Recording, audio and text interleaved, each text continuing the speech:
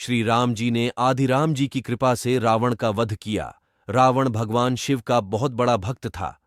रावण ने 10 बार शिवजी को अपना सिर काटकर चढ़ाया और 10 बार ही शिवजी ने रावण को उसका शीशा लौटा दिया था और उसे आशीर्वाद दिया कि आप 10 बार सिर कटने के उपरांत ही मर सकेंगे। रावण को मारना मुश्किल था क्योंकि रावण को नाभि में अमृत होने का वरदान मिला हुआ था। कहा जाता है कि रावण अत्यधिक शक्तिशाली था और उसने 33 करोड़ देवी देवताओं को भी कैद कर लिया था।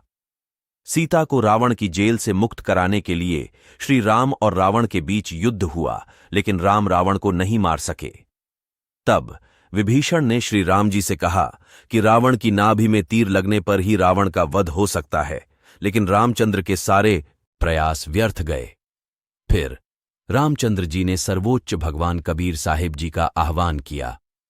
आदिराम कबीर साहिब जी ने गुप्त रूप में रामचंद्र के हाथों पर प्रयास व्यर्थ गए।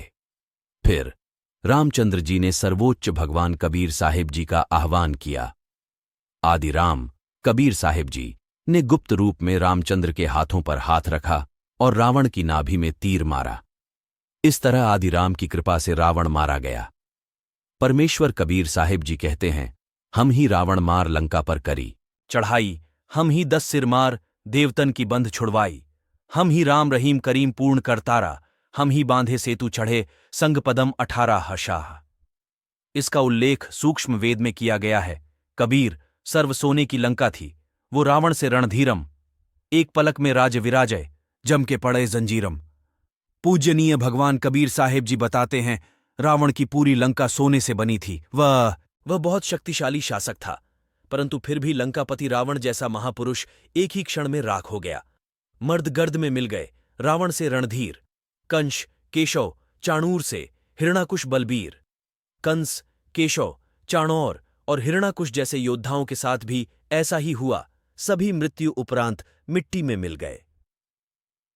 सर्वशक्तिमान कबीर साहिब जी अपनी अमृत वाणी में कहते हैं कि वह बहुत शक्तिशाली शासक था, परंतु फिर भी लंकापति रावण जैसा महापुरुष एक ही क्षण में राख हो गया। मर्द गर्द में मिल गए, रावण से रणधीर, कंस केशव चाणूर से हिरणाकुश बलबीर। कंस केशव चाणौर और हिरणाकुश जैसे योद्धाओं के साथ भी ऐसा ही हुआ, सभी मृत्यु उपरांत मिट्टी में मिल गए। सर्वशक्तिमान कबीर साहिब जी अपनी अमृत वाणी में कहते हैं कि सत्पुरुष की सत्य साधना के बिना पूरी दुनिया भ्रम में रहती है। रावण अरब खरब पति था, लेकिन मृत्यु उपरांत अपने साथ 1 ग्राम सोना भी नहीं ले जा सका।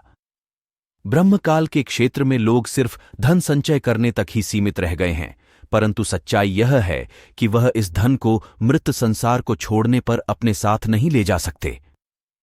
परम अक्षर पुरुष की सत्य साधना करने के बजाय अज्ञानता के कारण वे केवल धन अर्जित करने में ही अपने बहुमूल्य मानव जन्म को बर्बाद कर देते हैं, जिससे वे मोक्ष प्राप्त नहीं कर पाते। भक्ति बिना क्या होत है, ये भरम रहा संसार। रति कंचन पाया नहीं, रावण चलती बार। परमात्मा कबीर साहिब जी बताते हैं कि जीव अकेले ही इस दुनिया में आता है और अकेला ही चला जाता है। धन अर्जित करने और एक विशाल साम्राज्य बनाना यह मनुष्य का एक भ्रम है। रावण का बहुत बड़ा साम्राज्य और विशाल परिवार था। उनके 1 लाख बेटे और 1/25 लाख पोते थे, लेकिन आज उनके परिवार में एक भी परिवार का सदस्य जीवित नहीं है, सभी मर चुके हैं। आवत संग न जात संगाती, क्या हुआ दर बांधे हाथी। 1 लख पूत 1.25 लाख नाती, उस रावण के आज दिया न बाती। इसलिए भगवान कबीर साहिब जी गुमराह और आध्यात्मिक रूप से मृत आत्माओं को जगाते हैं और उन्हें आदिराम की सत्य साधना करने के लिए प्रेरित करते हैं और कसाई ब्रह्मकाल के जाल से छुटकारा दिलवाते हैं। राम नाम जप कर थिर होई, ओहम सोहम मंत्र धोई, ओम सोहम जपले भाई, राम नाम की यही कमाई। इससे पहले कि देर हो जाए, आदिराम जो सर्वव्यापी है को पहचान कर मोक्ष मंत्रों का जाप करना चाहिए। वह आदिराम कबीरदेव जी हैं। रावण का भाई विभीषण आदिराम के शिष्य थे और उन्होंने उनकी शरण ग्रहण कर सत्य साधना की, जिससे उन्हें रावण की मृत्यु के उपरांत आदिराम की कृपा से लंका का राज्य प्राप्त हुआ। टिप्पणी। श्री राम उर्फ श्री विष्णु ने 14 वर्ष के वनवास के दौरान अपने मानव जन्म में बहुत कष्ट झेले। नारद मुनि का श्राप सच हो गया।